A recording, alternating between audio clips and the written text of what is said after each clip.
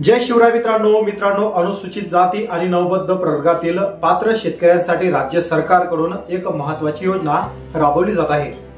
Doctor Babasaheb Ambedkar कृषी स्वावलंबन योजनेअंतर्गत शेततळ्याचे प्लास्टिक अस्तरीकरण करण्यासाठी शेतकऱ्यांना आर्थिक मदत मिळणार आहे। या योजनेत शेततळ्याच्या आकारानुसार किंवा प्रत्यक्ष खर्चाच्या 90% पर्यंत जास्तीत जास्त 2 लाख रुपये इतके अनुदान दिले जाणार आहे।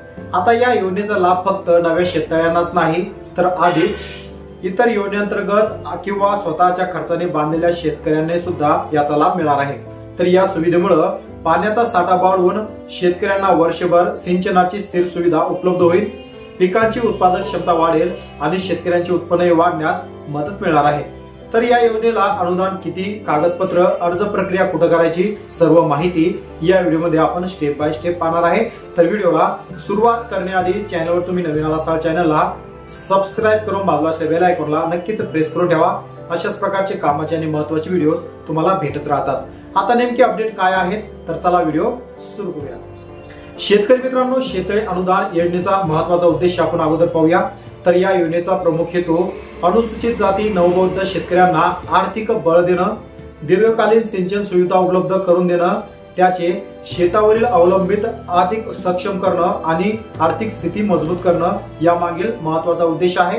तर शेतकऱ्यांना मिळणारे फायदे पाहूया।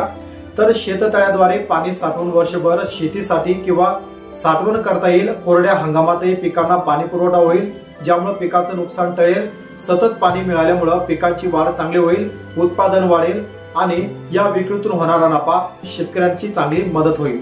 त्याचबरोबर आता या योजनेसाठी काही महत्त्वाच्या पात्रता आणि अटी सुद्धा असतात। तर या योजनेचा लाभ घेण्यासाठी शेतकरी अनुसूचित जाती किंवा नवबद्ध प्रवर्गातील असावा। दारिद्र्य रेषेखालील शेतकऱ्यांना प्राधान्य मिळणार आहे। त्यांना 6 हेक्टर पर्यंत मर्यादा लागू नाही। सर्वसाधारण लाभार्थ्यांकडे किमान 0.40 हेक्टर म्हणजेच 1 एकर किंवा जास्तीत जास्त 6 हेक्टर पर्यंत जमीन असावी। दुर्गम भागातील लहान शेतकरी मिळून अर्ज करू शकतात। एकदा लाभ घेतल्यानंतर पुढील सलग 5 वर्षे तुम्हाला कुठल्याही प्रकारचा लाभ मिळणार नाही। तसेच पूर्वी अशा प्रकारच्या योजनेचा लाभ घेतलेल्या आणि जे शेतकऱ्यांनी या योजनेअंतर्गत समाविष्ट केले जाणार नाही त्यासाठी काही महत्त्वाचे कागदपत्र सुद्धा आवश्यक असणार आहेत। तर अर्जदाराकडे शेतकरी ओळखपत्र, जात प्रमाणपत्र, बँक पासबुक, शेतकऱ्यांचा फोटो, शेत जमिनीचा नकाशा, स्वयं घोषणापत्र आणि महाडीबीटी साठी आवश्यक सर्व कागदपत्र असणं गरजेचं आहे। हे सर्व कागदपत्र ज्या शेतकऱ्यांकडे असेल, जो शेतकरी यासाठी पात्र असेल तो शेतकरी यासाठी अर्ज करू शकतो। तर आता याची निवड प्रक्रिया कशी आहे?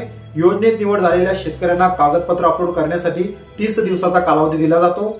दिलेल्या वेळेत कागदपत्र अपलोड न केल्यास त्याची निवड रद्द होते। प्रत्येक तालुक्यातील लाभार्थ्यांसाठी अंतिम यादी महाडीबीटी पोर्टलवर ही प्रसिद्ध करण्यात येत असते।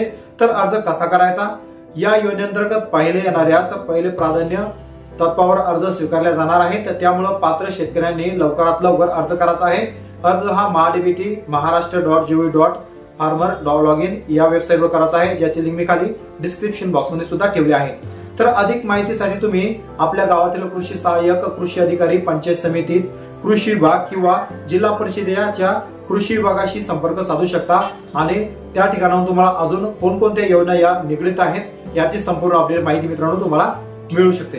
तर अशा प्रकारे 2 ते 3 लाख रुपयापर्यंत तुम्हाला अनुदान मिळेल। तुम्हालाही शेततळ्यामध्ये अस्तरीकरण करायचं असेल, नवीन शेततळ्याची निर्मिती करायची असेल तर तुमच्यासाठी मित्रांनो ही योजना एकदम उत्तम आहे।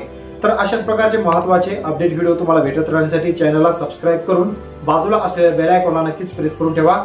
आणि मित्रांनो, जास्तीत जास्त शेतकऱ्यांनी याचा लाभ घ्यावा असा शासनाचा मुख्य हेतू आहे। आणि हा व्हिडिओ जास्तीत जास्त शेतकऱ्यांपर्यंत सुद्धा शेअर करा, जेणेकरून प्रत्येक शेतकऱ्याला शेततळ्यातील अस्तरीकरण, त्या प्लास्टिक अस्तरीकरणाचा मित्रांनो लाभ मिळत आहे।